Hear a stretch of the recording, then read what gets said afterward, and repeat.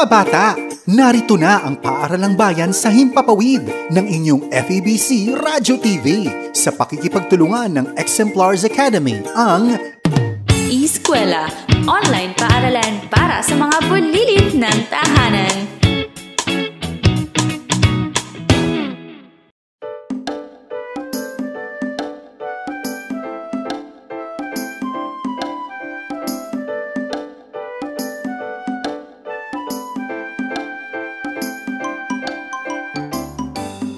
Halina, halina, matuto sa eskwela, wika at siyensya.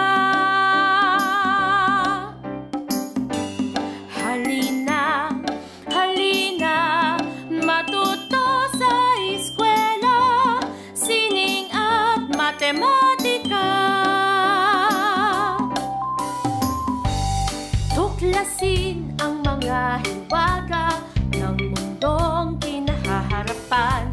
Magkulay na kinabukasan, ito'y iyong makakamtan. Kakayanin natin ito, may saysay ang buhay mo. Magsikap at matuto, gamitin ang iyong talino. Halina, halina, matuto sa eskwela, wika at siyensya. Halina, halina, matuto sa eskwela, sining at matematika.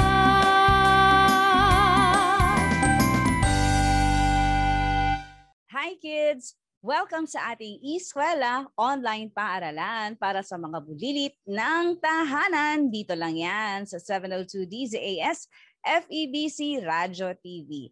Kumusta ba kayo? Kumusta ang inyong pakiramdam ngayon?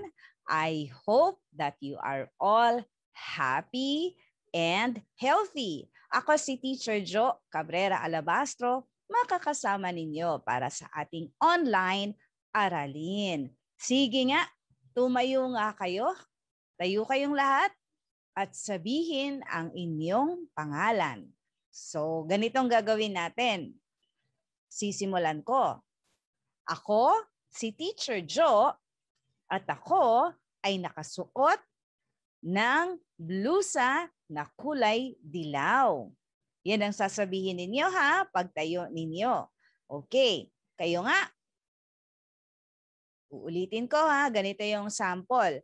Ako, si Teacher Jo, at ako ay nakasuot ng blusa na kulay dilaw. Kapag kayo naman ang tatayo, sasabihin niyo ang inyong pangalan. Ako, si, at ako ay nakasuot ng anong kulay ng iyong t-shirt o ng iyong blusa o ng iyong dress. Okay? Ready? Sige nga, hihintayin ko. O, sabay-sabay na tumayo. 1, 2, 3, go!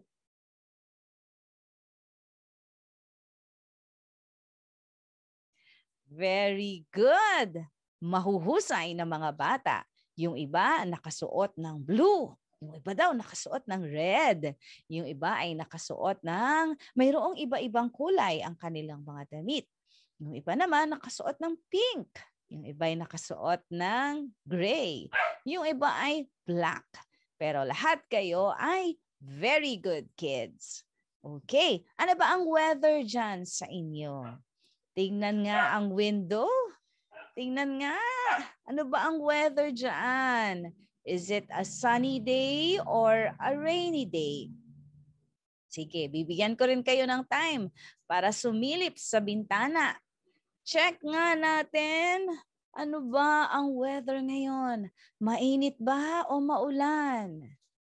Dali, tingnan ninyo. Dito sa ating eskwela, online paaralan para sa mga bulilit ng tahanan, ipapasilip ko sa inyo kung anong panahon o anong weather meron ngayon. Pero, kailangan ko muna ng tulong ninyo. Itaas nga ang kamay. Pag ready na, taas ang kamay. Ready na ba? Okay, ready na. kailangan nating sumilip sa ating imaginary window. O, imaginary window. Ayan. Can you look at the imaginary window? Okay. Anong nakikita ninyo sa imaginary window? Maulan ba o maaraw? Sa kanilang imaginary window, may narinig ako mga bata na nagsabi, maulan sa kanilang imaginary window. Yung iba naman ang nakita ay maaraw. Dito sa atin, sa eskwela, ano bang nakikita ninyo? Anong imaginary window meron? Ano ang weather meron sa imaginary window natin? Tingnan nyo ka. Tama. Tama kayong lahat. Maaraw, mainit dito sa atin sa eskwela, online paaralan para sa mga bulilit ng tahanan. At ang lagay ng panahon ngayon dito sa atin ay maaraw o mainit. Kapag maaraw ba, ano ang ginagamit ng mga tao? Nagbigay nga kayo ng mga bagay na ginagamit ng mga tao kapag mainit at kailangan lumabas. Sige nga. Tama. Kailangan din gumamit ng payong para shield sa init ng panahon. Kailangan din gumamit ng face towel, pamunas ng pawis. Kailangan din gumamit syempre ng pamaypay para mahanginan naman habang naglalakad o nasa sasakyan. Pero higit sa lahat, kailangan pa rin kahit mainit ang panahon, kailangan ng face mask, face shield, at laging dalhin ang alcohol at physical distancing. Pero kayong mga bata, hindi pa kayo pwedeng lumabas dahil hindi pa fully protected ang mga batang kagaya ninyo at delikado pa na baka mahawaan ng virus.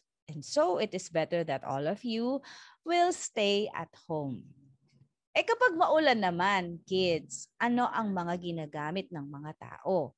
Magbigay nga kayo ng halimbawa din ng mga ginagamit ng mga tao kapag lalabas sila at sa panahon na maulan. Ano daw yun? Tama. Mayroong payong. Mayroong bota. Very good. Mayroong jacket o kapote. Yan ang mga ginagamit naman sa panahon ng tag-ulan. At sa panahon ng tag-ulan, hindi pa rin mawawala ang face mask, face shield, at yung alcohol or hand sanitizer. At higit sa lahat, magkaroon ng physical distancing. At sa panimula ng ating klase, laging merong 3 requirements si Teacher Jo. Ano-ano nga ba yung 3 requirements na ito? Simple lang naman, di ba? Una ay nakaupo ng maayos sa inyong pakikinig. Nakaupo ng maayos sa inyong pakikinig o panonood. Pangalawa, may nakahandang lapis at papel. Lapis at papel. Kung walang lapis at papel, pwede rin naman yung notebook. Basta meron kayong susulatan. Okay? So, nakaupo ng maayos sa inyong pakikinig. May nakahandang lapis at papel at higit sa lahat, huwag mag-skip ng online lesson dahil ang bawat aralin ay mahalaga. Huwag kayong absent at huwag nyo rin i-forward yung ating video lessons. Okay? Kasi marami kayong matututunan mga aralin na makakatulong sa inyong pag-aaral. At syempre, ma-enjoy nyo rin dahil habang tayo nag-aaral, tayo ay kumakanta, tayo ay naglalaro, at may mga iba-ibang klase ng kwento na mapapakinggan ninyo kagaya na lamang sa ating lesson ngayon. So makinig kayong maigi at tumutok lamang dito sa ating programang Eskwela Online Paaralan para sa mga bulilit ng tahanan. Ako ang inyong kasama, Teacher Jo Cabrera Alabastro. Kung ready na kayo, narito na ang ating lesson. Magandang araw, kids! Sana ay happy kayo ngayong araw na ito. para ready-ready ang inyong mga isip na i-absorb ang bago nating lesson. Matututunan natin ang pagkilala, pagpapangalan at pagsuri ng 4 na pangunahing hugis na mayroong 2 at 3 dimensyon. Malalaman mo rin na ang pagkakaiba at pagkakapareho ng 4 na pangunahing hugis. Pero bago yan, tatanungin ko muna kayo, ano ang hugis ng dice? Alam niyo ba yung dice? Yung ginagamit sa mga board game? Anong hugis mayroon yon? O anong shape mayroon ang dice? Kung ang sagot mo ay parisukat o square, ikaw ay tama. Okay. At ang dice, makikita mo na kahit saan tingnan ang hugis at ang bawat mukha ay hugis parisukat. Ang isang dice ay mayroong 6 na mukha. Ang parisukat ay isa sa mga pangunahing hugis na may 4 na magkakapareho at magkakasukat na gilid o slide. Kapag magkakasukat, ang tawag doon ay congruent. Kids, maglalaro tayo. Sa inyong bahay, kumuha kayo ng 5 item o 5 bagay na hugis parisukat. O tawagin nyo ang inyong mga kasama sa bahay. Dahil sa kanila ninyo ibibigay ang mga parisukat na yan. Titingnan nila kung tama ba na ang inyong mga binigay ay hugis parisukat. Sige nga, bibigyan ko kayo ng oras. 1, 2, 3, go! Ano-ano kaya yung mga item na nakuha ninyo sa inyong mga bahay na hugis parisukat?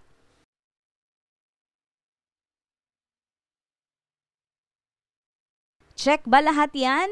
Lahat ba ng mga nakuha ninyo ay hugis parisukat o hugis square?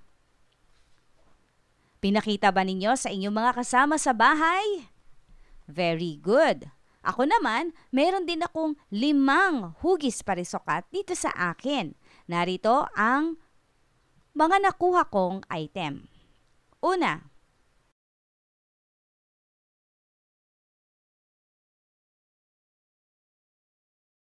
aklat. Aklat. Itong aklat na ito ay hugis parisukat. Isa pa. Kahon. Kahon. Ang kahon na ito ay hugis parisukat o square. Ang maliit na una na ito ay hugis parisukat. Nakakuha rin ako ng kahon na hugis parisukat. Tingnan nyo. Yan, hugis parisukat ang kahon na ito. Ang dustpan ay hugis parisukat din. At itong wall clock. Ang wall clock ay hugis parisukat o hugis square.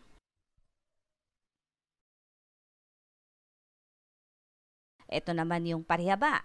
Alam niyo ba yung parihaba? Rectangle sa English. Meron niyang 4 na side o 4 na gilid. Meron itong 2 dimension o 2 sukat na magkapareho o magkaiba ng sukat at haba. Ang tawag sa 2 dimension na ito ay length at ang width. Yung length ay ang haba at yung width naman ay ang lawak o lapad.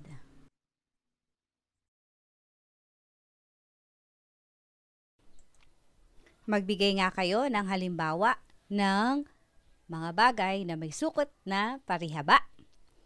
Tingnan nga natin. Dali, hanap kayo sa loob ng inyong mga tahanan ng mga bagay na may sukat na parihaba. Bibigyan ko kayo ng oras. 1, 2, 3, go! Patingin nga ng mga nakita ninyong hugis parihaba. Tama daw ba ang mga nakuha ninyong hugis parihaba? O tanungin niyo ang mga kasama ninyo sa bahay. Ito po ba ay hugis parihaba o rectangle? Narito naman ang mga bagay na nakita ko sa aming bahay na hugis parihaba.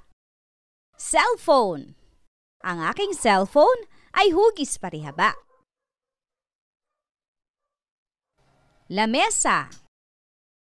Ang aming lamesa ay hugis parihaba o rectangle.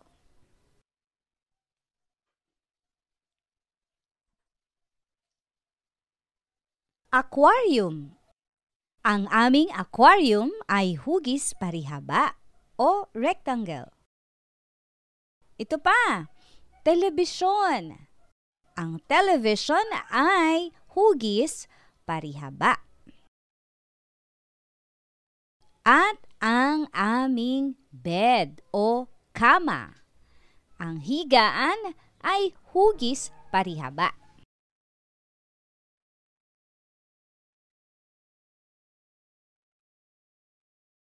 Ang tatsulok naman ay isa rin sa mga pangunahing hugis na may tatlong side o tatlong gilid. Maaaring magkakapareho o magkakaiba ang mga sukat at haba ng mga side nito. May iba't ibang uri kasi ng tatsulok o ng triangle. Sige nga, sa inyong tahanan, humanap kayo ng tatlong bagay na makikita ninyo na hugis tatsulok.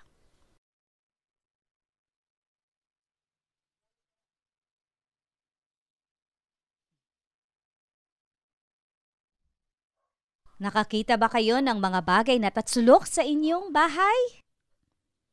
O tama naman daw ba sabi ng inyong mga kasama? Very good! Dito sa amin, meron akong nakitang tatlong bagay na hugis tatsulok.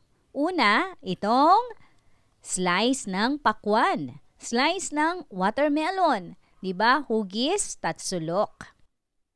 Isa pa, ang aming bubong. Ang bubong ng aming bahay ay hugis tatsulok. At itong slice ng pizza. Ang slice ng pizza na ito ay tatsulok.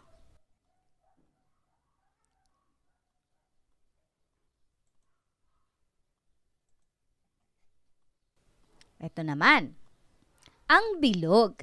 Ang bilog ay hugis na walang sulok at walang gilid.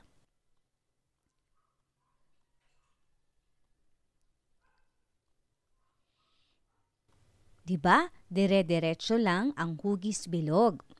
Ang apa ng ice cream ay isang halimbawa naman ng cone.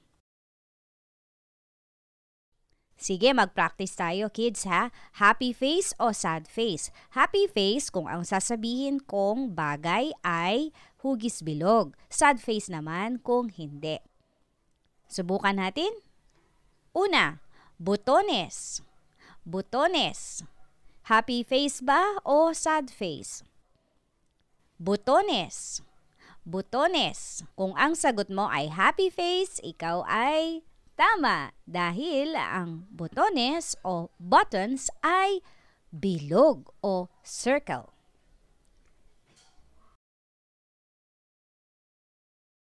O ito naman. Ferris wheel. Ferris wheel. Happy face ba o sad face? Nakasakay na ba kayo sa Ferris wheel? Ano bang hugis nito? Ito ba ay hugis bilog? Kung hugis bilog, isulat ang happy face. Kung hindi hugis bilog, sad face. O, ano ang hugis ng Ferris wheel? Happy face ba o sad face? Circle ba ito o hindi? Kung ang sagot ninyo ay happy face, dahil ito ay hugis bilog, kayo ay very good. Panghuli. Telebisyon. Telebisyon o TV monitor. Ito ba ay happy face o sad face? Kung ang sagot mo ay sad face, ikaw ay tama dahil ang TV monitor ay hugis parihaba. Narito naman ang mga hugis na mayroong tatlong dimension. Di ba kanina, nasabi ko sa inyo na ang isa sa mga pag-aaralan natin ay mga hugis na mayroong tatlong dimension. Ano bang ibig sabihin nun? Yung tatlong dimension ay mayroong tatlong sukat o mayroong length, may width, at mayroong height. Kagaya nito, apa ng ice cream.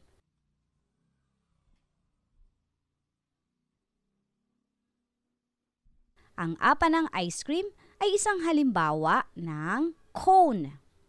Ang cone ay isang solid figure o isang hugis na mayroong tatlong dimension. Mayroong length, may width, at mayroong height. Ang dice ay isang halimbawa ng cube.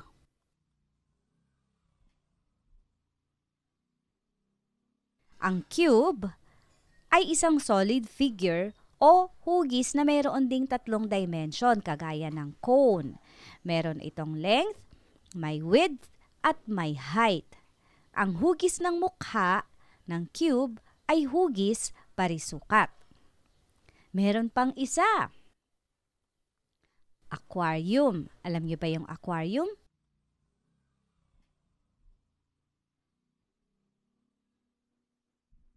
Ito yung hugis parihaba na nilalagyan ng either isda, hamster, dagang puti o ilan pang mga maliliit na animal.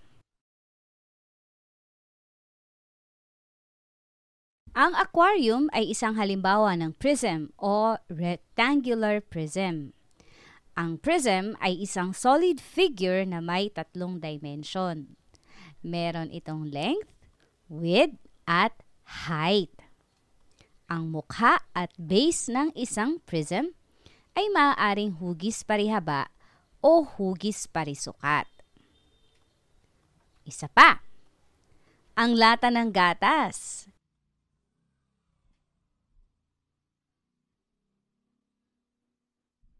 Ito naman, ang tawag rito ay cylinder. Ang cylinder ay isang solid figure na meron ding tatlong dimension. May length, may width, at may height. Ang mukha ng prism ay hugis parihaba.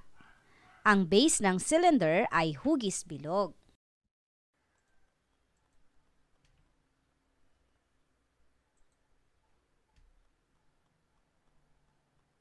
Ang orange na prutas ay isang halimbawa naman ng sphere. Ang sphere ay isang solid figure na may tatlo ring dimension. Meron itong length, may width, at height. Ang mukha ng sphere ay hugis bilog. Ang parihaba, parisukat, at sulok, at bilog ay ang apat na pangunahing hugis na mayroong dalawang dimensyon o dalawang dimension o sukat. Meron lang itong length at width. Ang tawag sa mga ito ay plane figure. Habang ang cube, ang cone, ang prism, ang cylinder, at ang sphere ay tinatawag na solid figure o mga hugis na mayroong tatlong dimension o dimensyon. Kasi meron itong length, merong width, at merong height. Ano-ano nga ulit yung hugis na mayroong tatlong dimension? Banggitin nating muli para mas maalala ninyo. Una ay ang cone. Diba? Yung cone ng ice cream. Meron din yang tatlong dimension. Isa pa ay ang cube. Ang cube ay mayroong length, width, at height.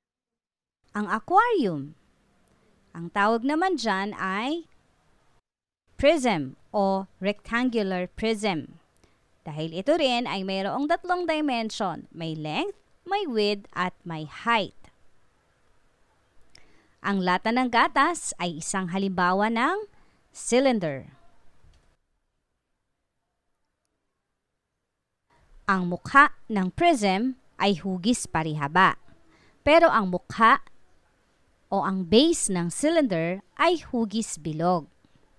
At ang isa pa ay ang sphere o solid figure na meron ding dimension. Ang sphere, hugis bilog. Okay? So again, merong cone, cube, prism, cylinder, at sphere. Check nga natin kung natutunan ninyo ang ating lesson. Ano ang shape ng bayabas? Ano ang shape ng bayabas? O ano ang hugis ng bayabas? Ito ba ay cone o sphere? Ano ang hugis ng bayabas? Kung ang sagot mo ay sphere, ikaw ay tama. Yan. Nakukuha nyo na ang hugis ng sphere. Isa pang halimbawa, ang kahon ng sapatos. Ano ang hugis kaya nito? Ito ba ay prism o rectangular prism o cylinder? Prism ba o cylinder?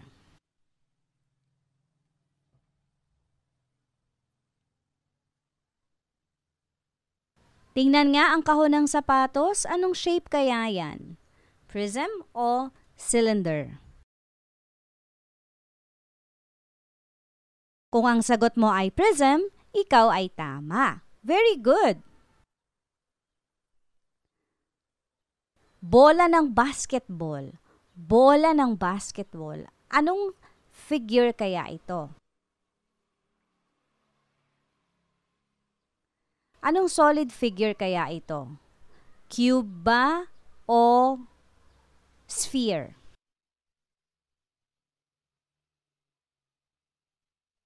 Bola ng basketball. Is it a cube or a sphere? Ano kaya ang hugis nito? Kung ang sagot mo ay sphere, ikaw ay tama. Very good.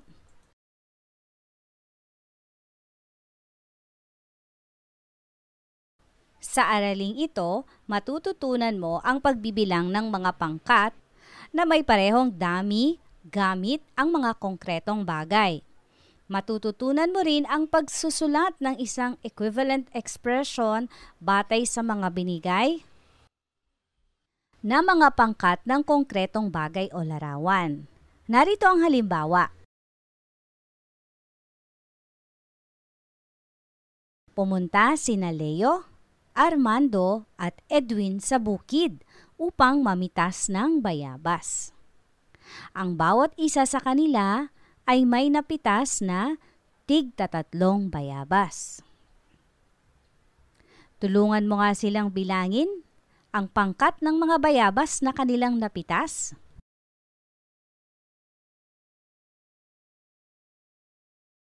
Ilan ang napitas na bayabas ni Leo? 3. Ni Armando? Tama, 3 rin. At ni Edwin?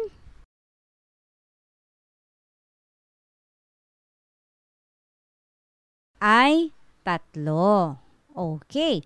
So, makikita na merong 3 pangkat ng tagta-3 pirasong bayabas.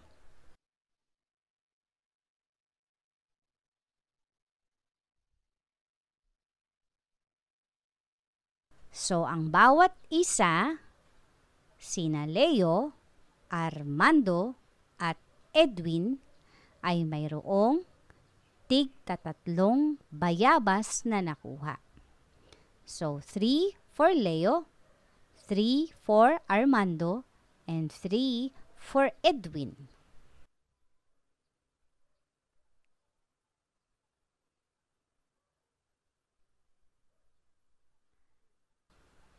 Sa ganitong ekspresyon, nakakuha tayo ng 3 pangkat ng 3.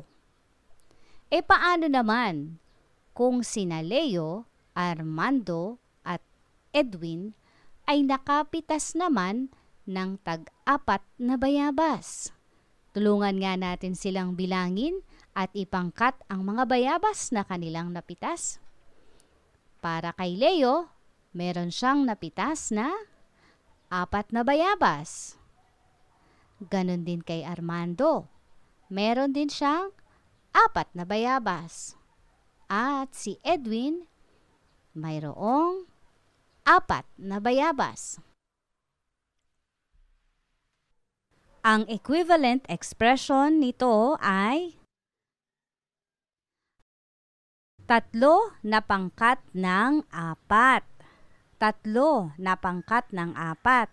Ano yung 3? Sina Leo, Armando, at Edwin. Sila yung 3 pangkat at yung tag-4 ay yung 4 na bayabas na kanilang nakuha. Kaya ang equivalent expression, kids, ay 3 na pangkat ng tag-4.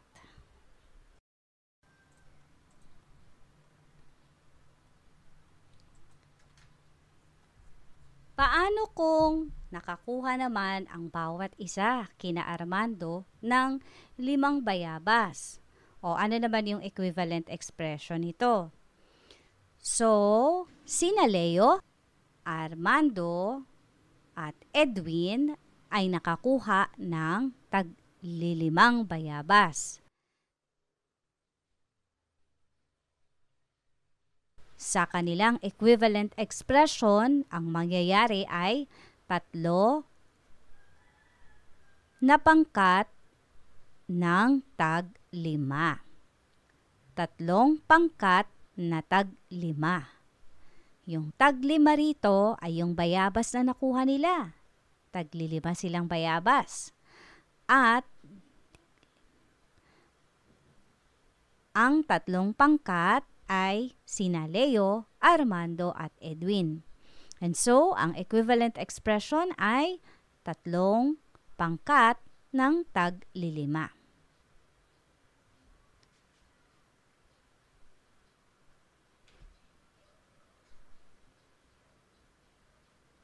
Isa pang halimbawa. Ang 5 bata ay mayroong 5 ballpen. Ang 5 bata ay mayroong 5 ballpen. Ano kaya ang kanilang equivalent expression? Tama.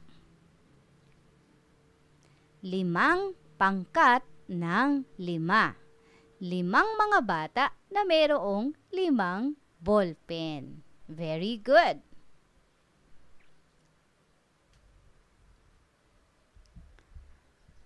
Unawaing mabuti ang maikling kwento na aking babasahin at sa inyong notebook isulat ang sagot. Si Rolito ay may napitas na 50 piraso ng santol sa kanilang puno sa likod ng kanilang bahay.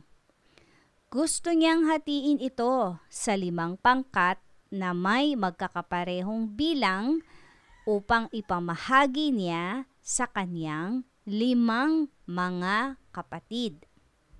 Uulitin ko. Si Rolito ay may napitas na 50 pirasong santol sa kanilang puno sa likod ng kanilang bahay. Nais nila itong hatiin sa 5 pangkat na may magkakaparehong bilang upang ipamahagi niya sa kanyang 5 kapatid. Si Rolito ay may napitas na 50 piraso ng santol sa kanilang puno sa likod ng kanilang bahay. Gusto niyang hatiin ito sa 5 pangkat na may magkakaparehong bilang upang ipamahagi niya sa kanyang 5 mga kapatid. Uulitin ko. Si Rolito ay may napitas na 50 pirasong santol sa kanilang puno sa likod ng kanilang bahay. Nais nila itong hatiin sa 5 pangkat na may magkakaparehong bilang upang ipamahagi niya sa kanyang 5 kapatid. Okay, kids, narito ang mga tanong. Una, ilang pirasong santol ang matatanggap ng bawat isa niyang kapatid? ilang pirasong santol? Kasi si Rolito ay nakapitas ng 50 o 50 santol. So, 50, hahatiin mo sa 5. Ano kaya ang sagot? Ipangkat-pangkat nyo nga, kids.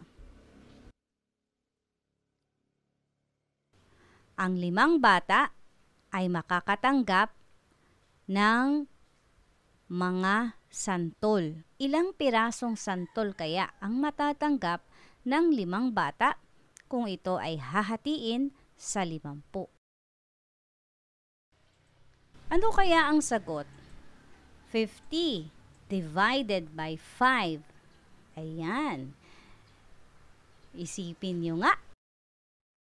Kung ang sagot ninyo ay 10, kayo ay tama. Pangalawang tanong, sino ang batang tinutukoy sa kwento?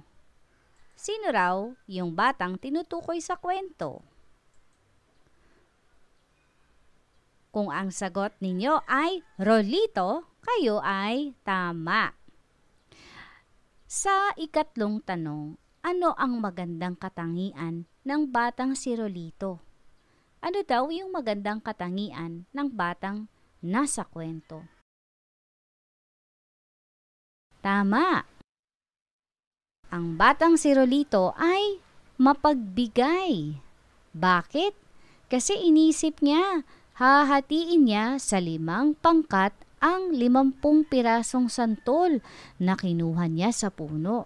Pwede namang siya lang yun, di ba? Sa kanya na lang yun. Pero naisip niya na ibahagi ito sa kanyang mga kapatid.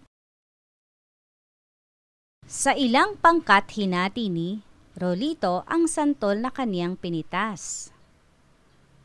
Sa ilang pangkat hinati ni Rolito ang santol na kaniyang pinitas. Ilan daw? Ilan ba silang magkakapatid? Tama, 5 pangkat.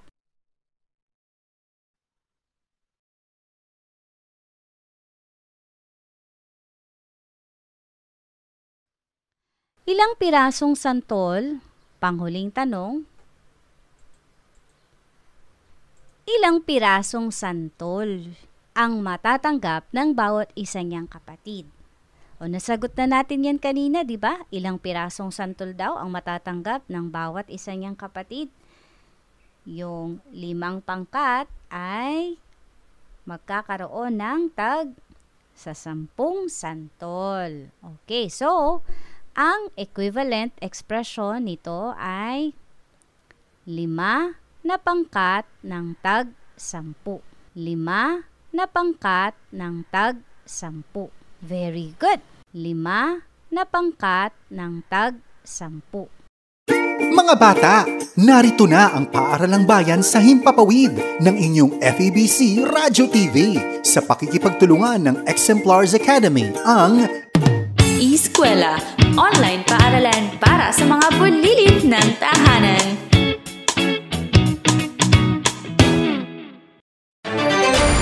Iwasan ang pagkakaroon at pagkalat ng sakit na COVID-19. Palagiang maghugas ng kamay. I-check ang temperatura para sa lagnat. Umiwas sa matataong lugar. Iwasang hawakan ang mukha kapag hindi pa nakakapaghugas ng mga kamay. Iwasan muna ang pagyakap, beso-beso o paghalik sa ngayon.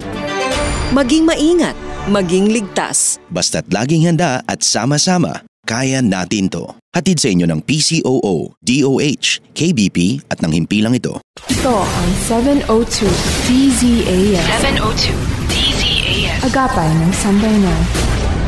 Kasapi sa KBP, kapisanan ng mga broadcaster ng Pilipinas.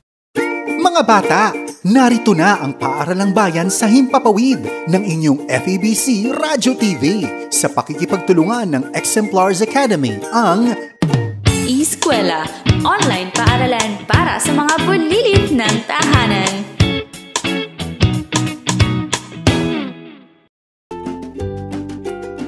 Magandang araw mga bata! Kabisado niyo na ba ang alpabetong Pilipino? Tara, sabay-sabay nating bigkasin. A, B, C, D, E, F, G, H, I, J, K, L, M, N, N, NG, O, P, Q, R, S, T, U, V, W, X, Y, at Z. Ang bagong alpabetong Pilipino ay binubuo ng 28 letra. Ang bigkas ng bawat letra ay gaya rin sa English, maliban na lamang sa enye. At alam niyo ba, ang Tagalog abacada ay mayroong 20 letra, habang ang Filipino alphabet ay mayroong 28 letra. Ang mga letra sa alpabeto ay ang instrumento para matutong bumasa ang mga bata. At mahalagang matutunan ng bawat isa ang wastong pamamaraan ng masinop na pagsulat gamit ng wikang Filipino para mapahusay ang kakayahan sa paglikha ng anumang katha. O kids, ilan nga ang bagong alpabetong Pilipino? Tama, 28.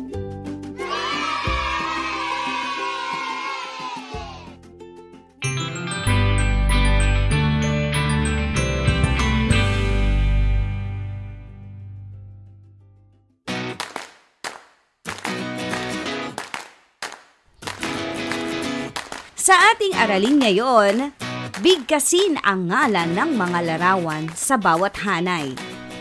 Sa ating aralin ngayon, kakailanganin niyong muli ang lapis at papel. Kuha na kayo, bilis!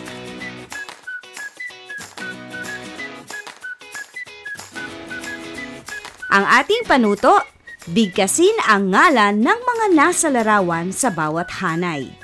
At sa iyong papel, isulat ang letra ng salitang naiiba ang tono. Uulitin ko. Sa iyong papel, isulat ang letra ng salitang naiiba ang tunog. Handa ka na? Simulan na natin. Una.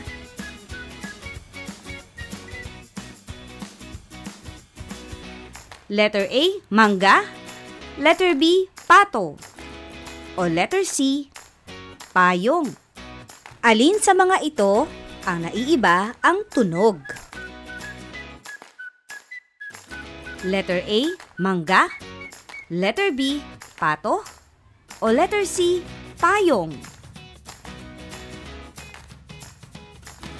Kung ang sagot mo sa number 1 ay letter A o mangga, ikaw ay tama!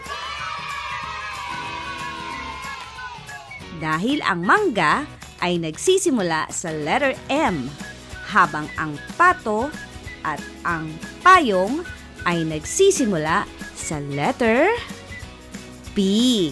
Very good. Narito naman ang ikalawang batch ng mga salitang nasa hanay. Letter A, ipis. Letter B, aso. O letter C, ilong. Alin kaya ang naiiba sa tatlo? Letter A, ipis. Letter B, aso. O letter C, ilong. Kung ang sagot mo ay letter B, aso, ikaw ay tama. Dahil ang ipis at ang ilong ay nagsisimula sa letter I. Tama. Ikatlong tanong. Narito ang bawat pangalan. Letter A, bahay.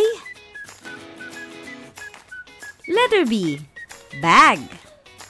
O letter C, damit. Alin kaya ang bagay na may naiibang tunog? Letter A, bahay. Letter B, bag. O letter C, damit. Alin kaya ang naiibang tunog? Kung ang sagot mo ay letter C o damit, ikaw ay tama. Ika-4. Alin kaya dito ang may naiibang unang tunog sa mga salita? Letter A, susi. Letter B, ahas. O letter C, suklay. Kung ang sagot mo ay letter B o ahas, ikaw ay tama. Dahil ang susi at ang suklay ay nagsisimula sa letter S. Very good. Ika-5. Handa ka na ba? Okay. Letter A, kutsara. Letter B, gagamba. O letter C, gitara. Letter A, kutsara. Letter B, gagamba. O letter C, gitara. Kung ang sagot mo ay letter A, kutsara, ikaw ay tama. Dahil ang gagamba at ang gitara ay nagsisimula sa letter G.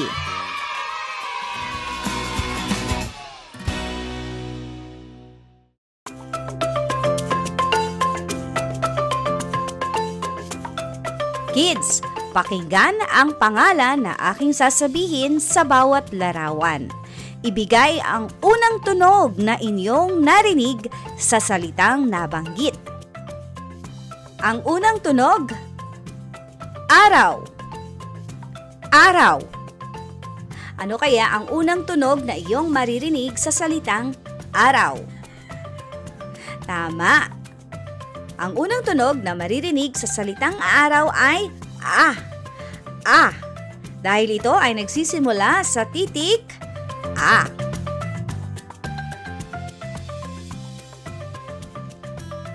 Bola. Bola. Ano kaya ang unang tunog ng salitang bola? Kung ang sagot mo ay bola, ikaw ay tama. Dahil ang salitang bola ay nagsisimula sa letter B. Cagayan. Cagayan. Ano daw ang unang tunog sa salitang Cagayan? Tama. Dahil ito ay nagsisimula sa titik C.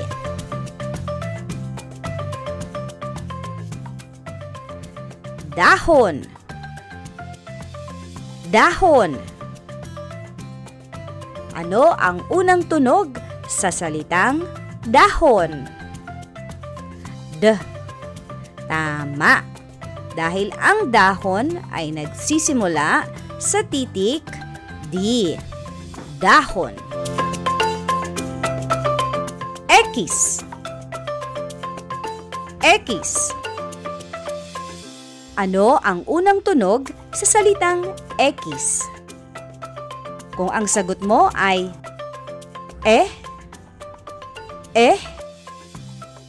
ikaw ay tama. Dahil ang ekis ay nagsisimula sa letter E. French fries. French fries. Sa salitang ito, ano kaya ang unang tunog? French fries. Tama. Dahil ang French fries ay nagsisimula sa letter F. French fries. Gitara. Gitara. Ano ang unang tunog sa salitang gitara? Tama. Gitara, dahil ito ay nagsisimula sa letrang G.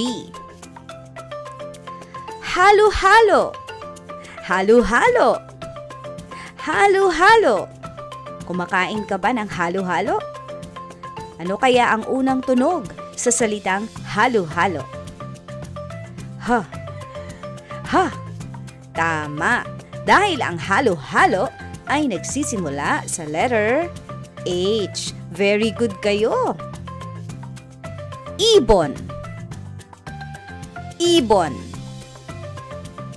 Ano ang unang tunog sa salitang ibon? Hindi tweet-tweet. Tama. I.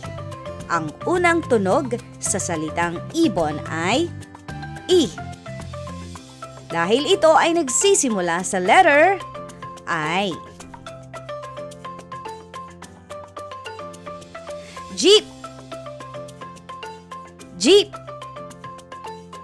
Ano kaya ang unang tunog sa salitang jeep? Kung ang sagot mo ay J, tama ka dahil ang jeep ay nagsisimula sa letter J. Kabayo. Kabayo. Ano ang unang tunog sa salitang kabayo? Tama. K. At ang kabayo ay nagsisimula sa letter K. Very good. Lapis. Lapis. Ano naman ang unang tunog sa salitang lapis? L. Tama. Dahil ito ay nagsisimula sa letter L. Manok. Manok. Ano ang unang tunog sa salitang manok? Tama. M. Dahil ito ay nagsisimula sa letter M. Nanay. Nanay. Ano ang unang tunog sa salitang nanay? N. Tama. N. Dahil ito ay nagsisimula sa letter N. N. Niño. Niño. Ano naman ang gitnang tunog sa salitang niño? Niño. Tama. Enye. At ang tunog ng enye ay ny. Ny. Nganga. Nganga. Ano ang unang tunog sa salitang nganga? Tama. Ng. Dahil ito ay nagsisimula sa letrang NG. Orasan. Orasan. Tama. O. O ang simulang tunog sa salitang orasan dahil ito ay nagsisimula sa letter O. Papaya. Papaya. Ano kaya ang unang tunog sa salitang papaya? P. Tama, dahil ang papaya ay nagsisimula sa letter P. Very good. Kirino. Kirino. K. Tama, dahil ang kirino ay nagsisimula sa letter Q. Kirino. Regalo. Regalo. Ano ang unang tunog sa salitang regalo? R. Tama, dahil ito ay nagsisimula sa letter R.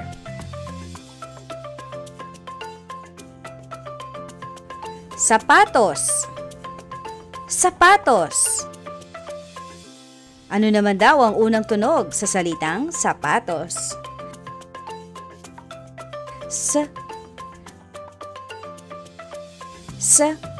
Tama, sapatos. Dahil ito ay nagsisimula sa letter S. Tasa. Tasa. Ano naman daw ang unang tunog sa salitang tasa? Tasa. Tama. T. Dahil ito ay nagsisimula sa letter T. Tasa. Ulan. Ulan. Ano daw ang simulang tunog sa salitang ulan? Tama. Dahil ito ay nagsisimula sa letter U. Vinta. Vinta. Ang simulang tunog sa salitang vinta ay V. Dahil ito ay nagsisimula sa letter V. V as in very good. Watawat. Watawat. Ano daw ang unang tunog sa salitang watawat? W. Tama. Dahil ito naman ay nagsisimula sa letter W. Xylophone. Xylophone.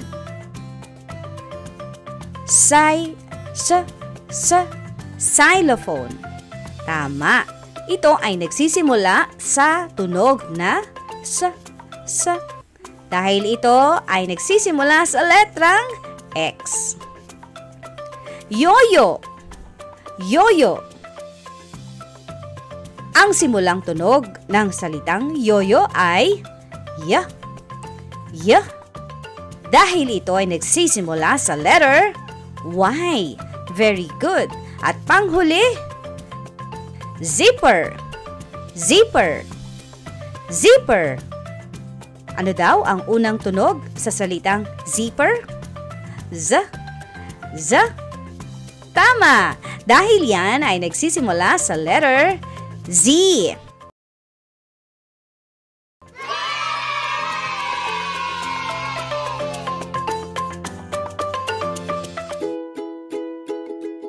Nabibigkas mo ba ng wasto ang unang tunog ng bawat titik sa ating alpabeto? Mahusay! Ang alpabetong Pilipino ay binubuo ng 28 titik. Ilan nga? 28 titik. Tama. At bawat isa ay may kanya-kanyang natatanging tunog. Pakinggan natin ha.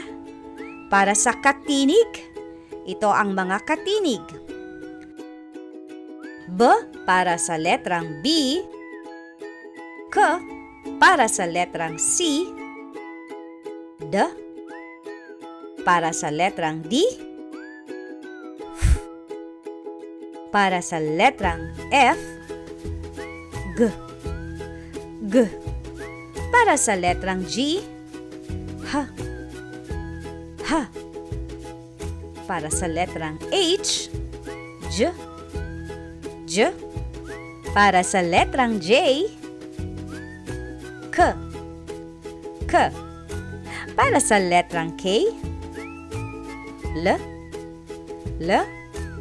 Para sa letrang L, M. Para sa letrang M, N. Para sa letrang N, Ny. Para sa letrang N, Nung. Para sa letrang NG, P. Para sa letrang P, K. Para sa letrang Q, R. Para sa letrang R, S. Para sa letrang S, T. Para sa letrang T, V. Para sa letrang V, W. Para naman sa letrang W,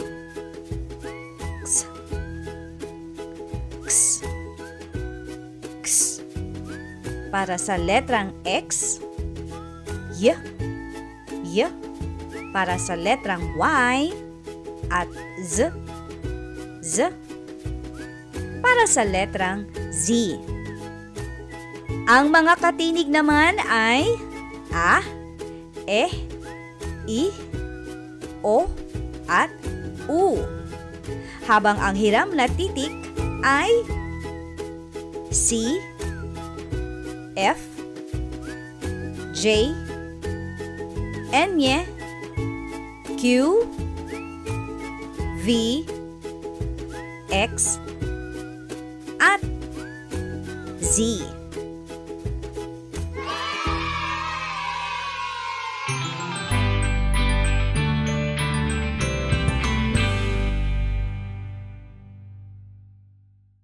Sa sasabihin kong ngalan ng mga nasa larawan, susulat ka ng happy face o sad face.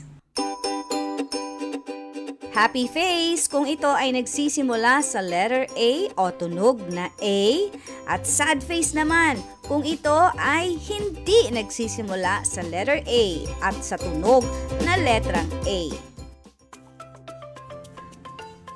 Una, anak. Happy face o sad face? Kung ang sagot mo ay happy face, ikaw ay tama. Dahil ang anak ay nagsisimula sa tunog na A. Very good.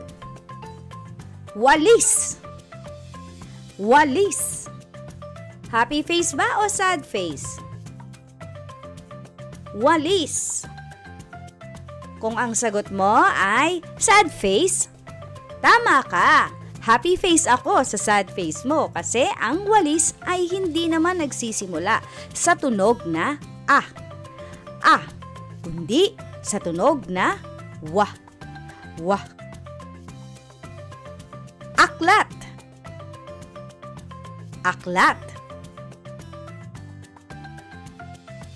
Happy face ba o sad face? Aklat. Kung ikaw ay happy face, tama ka dahil ang salitang aklat ay nagsisimula sa tunog na A. Very good.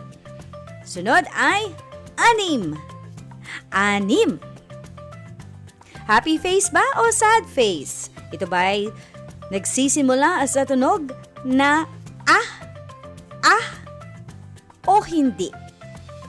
Kung ang sagot mo ay happy face din ako kasi very good ka. Ampalaya. Happy face ba to o sad face? Tama. Dahil ang ampalaya ay nagsisimula sa tunog na A. Very good. Ano naman ang simulang tunog ng salitang elepante? elepante.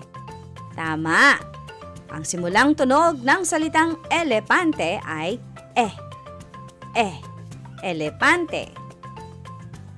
Magbigay ka pa nga ng ibang mga salita na nagsisimula sa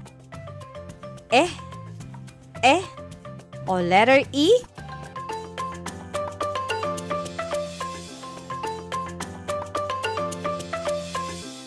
Very good.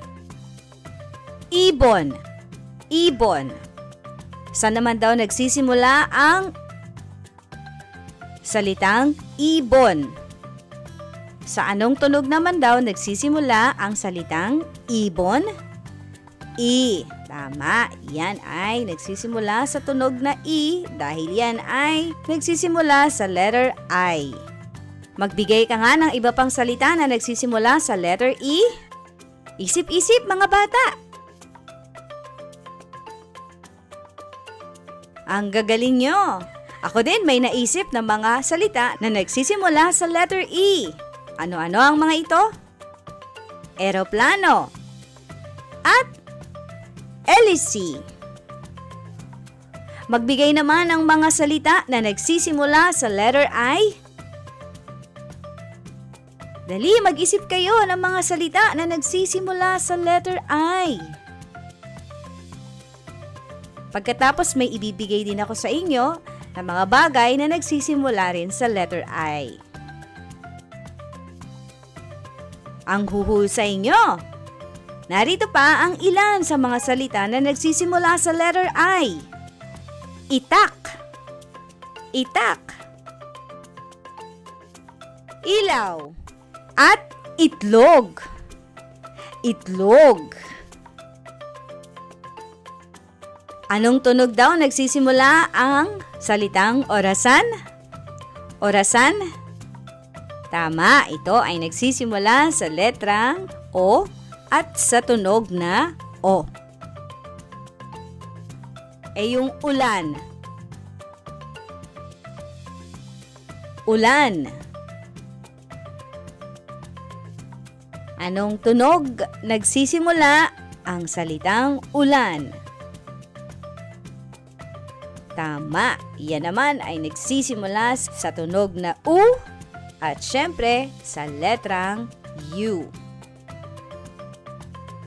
O mag-isip pa kayo ng mga bagay naman na nagsisimula sa tunog na O.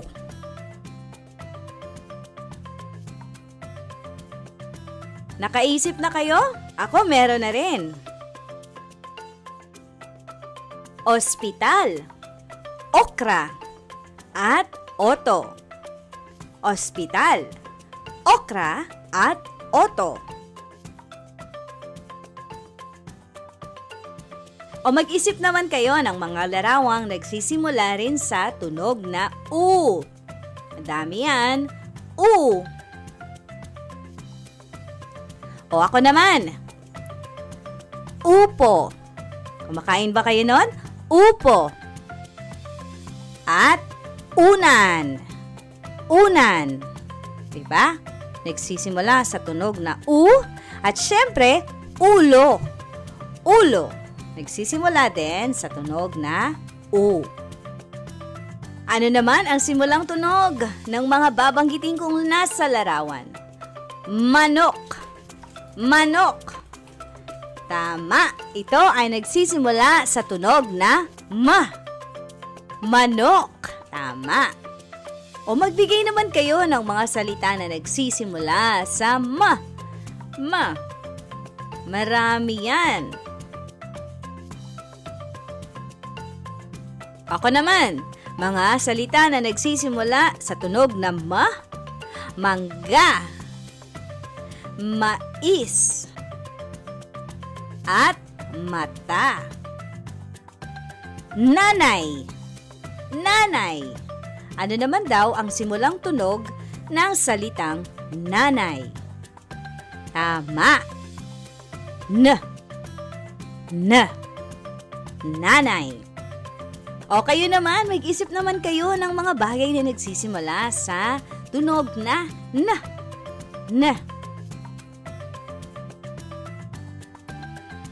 O ako naman, meron akong dalawang naisip. Niyog, niyog, at notebook. Ano naman daw ang simulang tunog ng salitang dahon? Dahon. Tama. Dahon. O magbigay din ng mga salita na nagsisimula sa d. Dahon o sa d. Nagsisimula sa d. Ako, may naisip na. Dalaga. Daliri. Daga. Yan ang mga salita na nagsisimula sa tunog na d. Ano naman daw ang unang tunog sa salitang tasa? Tasa. Tama. Tasa. Sige nga, mag-isip nga kayo ng mga bagay na nagsisimula sa letrang T at sa tunog na T.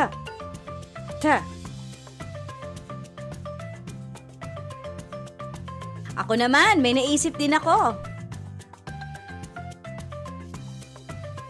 Talong at tabo.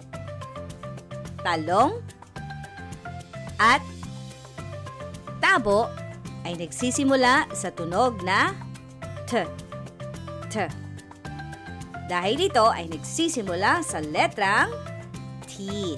Very good.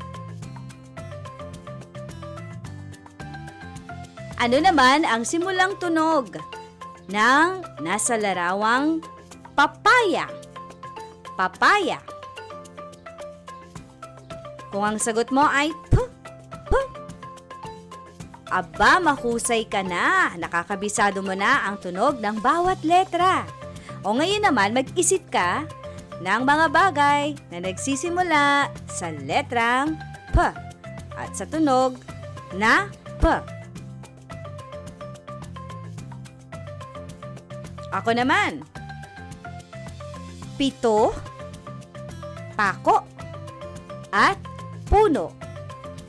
Pito, pako, at puno. Anong tunog naman nagsisimula ang salitang bola? Bola. Tama. Bola, dahil ito ay nagsisimula sa letter B. O mag-isip naman kayo sa loob ng bahay ninyo ng mga bagay na nagsisimula sa letter B. Ako naman, nakaisip na rin ako ng mga salita na nagsisimula sa letter B. Bato at babae. Bato at babae. Ano namang tunog nagsisimula ang salitang sapatos? Sapatos. Sapatos. Tama. Sapatos. Dahil ito ay nagsisimula sa letter S. Magbigay nga kayo ng mga bagay na nagsisimula sa letter S. Tama. O ako naman, may naisip na rin ako ng mga bagay na nagsisimula sa letter S at mga salita na nagsisimula sa letter S. Sipilyo, siyam, at susi. Sipilyo, siyam, at susi. Mga salita na nagsisimula sa tunog na S. Ano naman daw ang unang tunog sa salitang zipper? Zipper. Tama. Z. Siyempre, ang kasunod niyan ay mag-iisip kayo ng mga bagay na nagsisimula sa letter Z. Tama. Very good. Ang Husay na ninyo. Ako rin may naisip. Zigzag at zipper. Ano naman ang unang tunog sa salitang lapis? Lapis. Tama. Lapis. Ano kaya ang mga bagay na nagsisimula sa lobo at lalaki? Ano naman daw ang simulang tunog sa salitang regalo? Regalo. Tama. Sabihin nyo nga, O mag-isip kayo ng mga bagay na nagsisimula sa tunog na r. Ako rin may naisip. Repolyo, raketa, at rosas. Repolyo, raketa, at rosas. Gagamba. Ano naman ang tunog sa salitang gagamba? Ano ang unang tunog sa salitang gagamba? Tama. Gagamba. Kabayo. Kabayo. Ano daw ang unang tunog sa salitang kabayo? Tama. Kabayo. Ngipin. Ngipin. Ano naman daw ang unang tunog sa salitang ngipin? Tama. Very good. Ngipin. At kirino. Ano daw ang unang tunog sa salitang kirino? Very good. Kirino. Ang watawat. Watawat. Tama. Ito ay nagsisimula sa tunog na w. Yoyo. Tama. Ito ay nagsisimula sa tunog na y. Halo-halo. Halo-halo. Ito ay nagsisimula sa tunog na ha.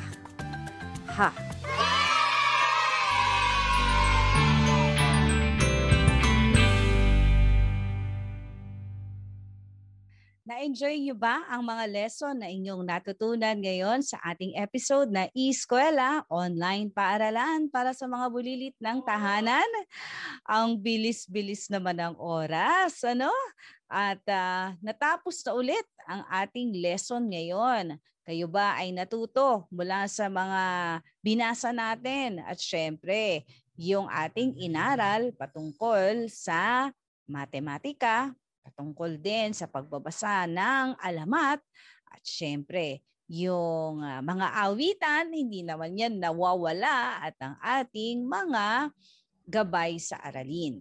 Okay? Lagi kayong tututok sa Eskwela, Online Paaralan para sa mga bulilit ng tahanan every Friday. Dito lang yan sa 702 DZAS FEBC Radio TV at napapanood rin ninyo sa Facebook page. So dalawang bagay yan, napapakinggan at napapanood para sa mga batang kagaya ninyo. At kung may mga kaklase kayo, mga kaibigan kayo, mga pinsan na kaedad ninyo, mga bata, encourage nyo rin sila na makinig at manood ng ating programa para mas maraming mga batang kagaya ninyo ang matuto at mag-enjoy habang kayo ay nag-aaral sa panahon na kailangang manatili sa tahanan. At sa huli, ang aking ibabahagi ay mahalagang mensahe mula sa Biblia sa unang Kronika 16:11. Uulitin ko, unang Kronika 16:11. Magtiwala kayo sa Panginoon at sa kanyang kalakasan. Palagi kayong dumulog sa kanya.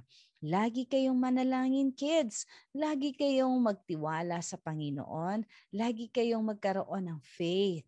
Kasi pag meron kayong faith, ito yung magiging simula na magkakaroon kayo ng hope o yung pag-asa na hindi natatapos sa mga panahong ito ang buhay kahit na mayroong krisis.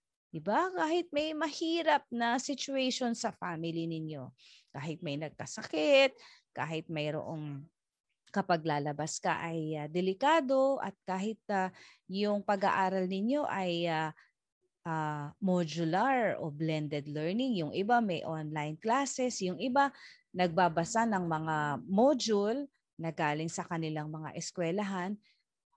Pero sa kabila ng mga nangyayaring ito, natatapos ang school year at nakakapagtapos kayo ng pag-aaral, nakakatapos kayo ng lesson, nakakasunod kayo sa turo ng inyong teacher, ng inyong mga kasama sa bahay, diba? Nananatiling mabuti ang ating Diyos. Kaya, manatili kayong dumulog sa Panginoon. Kung natatakot, kung mayroong problema, kung nalulungkot, kung not so feeling well, o may fever kayo, o kaya may cough, may ubo, o mayroong sakit yung mga kasama ninyo sa bahay.